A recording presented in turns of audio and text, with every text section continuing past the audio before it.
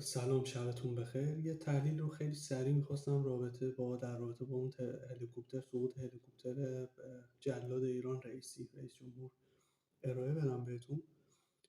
خب، اینکه اون هلیکوپتر ساخت آمریکا در واقع به تجهیزات ماهواره‌ای خیلی قدرتمندی مجهزه، یعنی اینکه تقریبا غیر ممکنه اینکه بخواد گم بشه یا اینکه اتفاقای اینجوری براش بیفته. قطعا طبیعتاً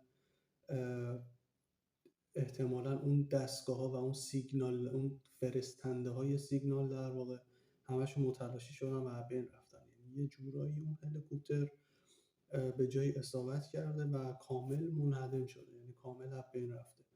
و در این صورت من فکر میکنم که هیچ سیگنالی ارسال نمیشه و اون هلیکوپتر الان دیگه متلاشی شده و تمام سرنشیناش هم کشته شدن طبیعتا. من فکر میکنم همچین اتفاقی افتاده و با توجه به شواهدی که هست و اخبارهایی که داره میرسه.